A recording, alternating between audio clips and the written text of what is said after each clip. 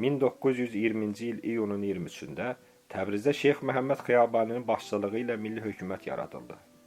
Milli hökumətin fəaliyyətə başladığı 24 iyun günü Təbrizdə ümumxalq bayramına çevrildi.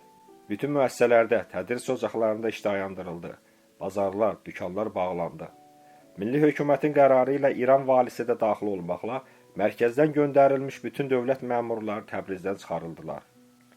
Bu faktik olaraq Cənubi Azərbaycanda mürtəci şahlıq rejiminin, İran hakimiyyətinin devrilməsi və milli dövlətçilik ənənələrinin dirçəlişi demək idi. Şeyx Məhəmməd Xiyabaninin başçılıq etdiyi milli hökumət isə müstəqil demokratik respublika funksiyasını yerinə yetirirdi. Milli hökumətin elan edilməsindən öncə Şeyx Məhəmməd Xiyabaninin 15 iyun 1920-ci ildə söylədiyi nitqində onun mübarizəsinin əsas ideyaları öz əksini tapmışdı.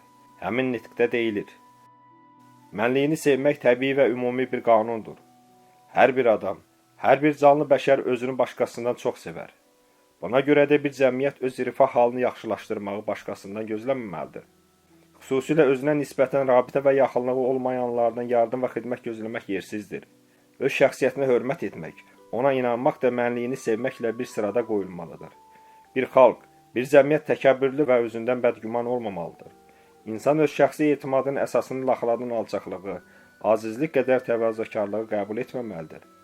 Bəşəriyyət bütün üzvlərinin birlikdə olan fəaliyyətinə və yardımına möhtacdır. Elə təsəvvür edilməməlidir ki, dünyada yaşayan kiçik bir xalq bəşəriyyətə xeyir verə bilməz və onun varlığına etinasız münasibət bəsləmək olar.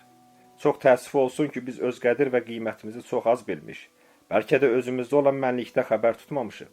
Bu fərdlərin həyatında təcrübədən keçirilmişdir.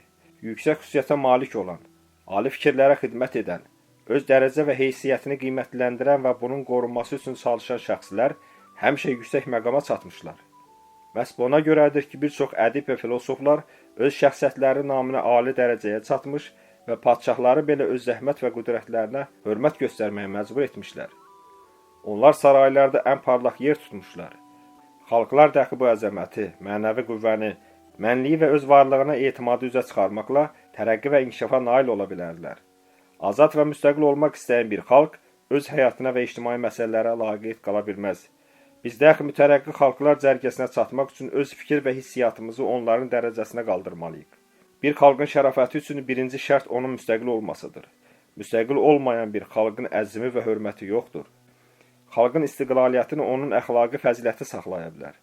Hər bir xalqın istiqlaliyyətini qoruyan onun mərdlik və şücaətidir.